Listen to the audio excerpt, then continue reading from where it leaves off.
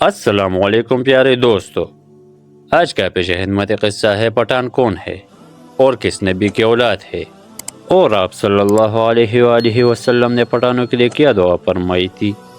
پٹھان کون ہے؟ یہ سوال نہ صرف تاریخ کے طلباء بلکہ ہر اس شخص کے لیے دلچسپی کا باعث ہے جو ان بہادروں اور غیرت مند لوگوں کا تاریخ جاننا چاہتا ہے۔ پٹھانوں کا تاریخ ہزاروں سال پرانی ہے اور ان کا تعلق بنی اسرائیل کی قبیلے سے بتایا جاتا ہے۔ کہا جاتا ہے کہ پٹھان حضرت یعقوب علیہ السلام کی اولاد ہے اور ان کے آباء و اجداد بنی اسرائیل کے قبیلوں میں سے ہے۔ پٹھانوں کے جد امجد کو قیس عبد الرشید کہا جاتا ہے جو بنی اسرائیل کی ایک قبیلے کے رہنما تھا۔ ایک روایت کے مطابق قیس عبد الرشید مدینہ منورہ آئے اور نبی کریم صلی اللہ علیہ وآلہ وسلم کی خدمت میں حاضر ہوئی۔ قیس عبد الرشید کو ایک صحابی نے مدینہ آنے کی دعوت دی تھی تاکہ وہ اسلام قبول کرے۔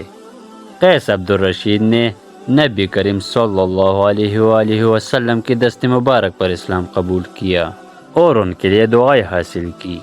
نبی کریم صلی اللہ علیہ وآلہ وسلم نے قیس عبد الرشید اور ان کے اولاد کے لیے دعا فرمائی، اے اللہ ان کو بہادری اور ایمان کی دولت عطا فرما۔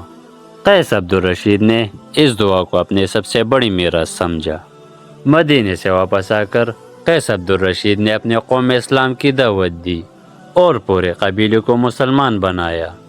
نبی کریم صلی اللہ علیہ وآلہ وسلم کی دعا کی برکت سے پٹھان بہادری اور غیرت کی مثال بن گئی۔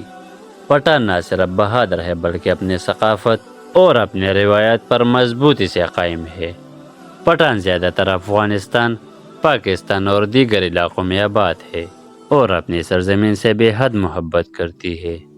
تاریخ گواہ ہے کہ پٹھانوں نے ہمیشہ ظلم کے خلاف آواز اٹھائی اور اپنی آزادی کو مقدم رکھا۔ پٹھانوں کی زندگی میں جرگے کا نظام بہت اہم ہے جہاں مسائل کو انصاف کے ساتھ حل کیا جاتا ہے۔ اسلام کے لیے پٹھانوں نے ہمیشہ قربانی دی اور امت مسلمہ کے اتحاد کے لیے کام کیا ہے۔ پٹھان نہ صرف جنگجو ہے بلکہ تعلیم اور علم کے بھی دل دادا ہے۔ پٹھان کی سرزمین پر ہمیشہ سے دین اسلام کے مدارس اور مساجد آباد رہی ہے۔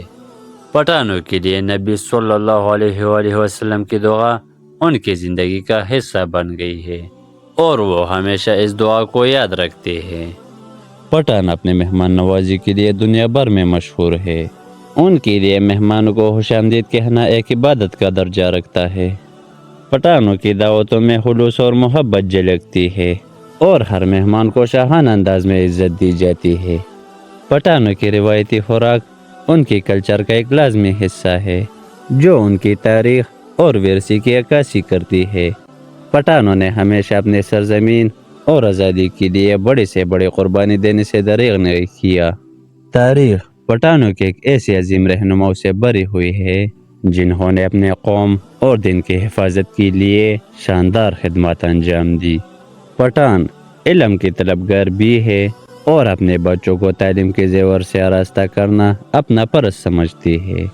پٹھانوں کی خواتین اپنی عزت و حیا کے لیے جانے جاتے ہیں اور ان کے معاشرے میں خواتین کا بلند مقام ہے۔ پٹھانوں کی شاعری اور موسیقی ان کی ثقافت کا حسین امتزاج ہے جو ان کے جذبات اور محبت کا اظہار کرتی ہے۔ پٹھانوں کے بزرگ اپنے قوم کے لیے مشغل راہ ہے جو نوجوانوں کو اپنے روایات اور اپنے دین پر قائم رہنے کی تلقین کرتے ہیں۔ پٹھانوں کا جرگہ نظام انصاف پر مبنی ہے جہاں لوگ باہمی رضامندی سے فیصلہ کرتی ہے۔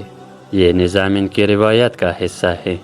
پٹھانوں کی نئی نسل اپنی پرانی روایات کے ساتھ ساتھ جدید دنیا سے ہم آہنگ ہونے کی کوشش کر رہی ہے۔ پٹھانوں کی زندگی میں دین اسلام کو مرکزی حیثیت حاصل ہے۔ ان کے ہر عمل میں اللہ کی رضا شامل ہوتی ہے۔ پٹھانوں کی بہادری کی داستانیں صدیوں سے سنائی جاتی ہے جو آج بھی دلوں کو گرماتی ہے۔ پٹھانوں کی زندگی سادگی، غیرت، بہادری اور مہمان نوازی کا حسین امتزاج ہے۔ پٹھان ایک عظیم قوم ہے جو نہ صرف اپنے روایات بلکہ اپنے دین کی حفاظت کے لیے بھی ہمیشہ پرعزم رہتی ہے۔ اللہ انہیں مزید ترقی اور اتحاد عطا فرمائے۔ جی دوستو، تو یہ تھا ایک چھوٹا سا واقعہ پٹھانوں کی تاریخ کا۔ اگر آپ لوگوں کو یہ واقعہ پسند آئے ہو تو براہ کرم اس ویڈیو کو لائک اور مزید ایسی اسلامی اور تاریخی کہانیوں کے لیے ہمارے چینل کو سبسکرائب کریں اور اس ویڈیو کو اپنے دوستوں کے ساتھ شیئر کریں۔ جزاک اللہ۔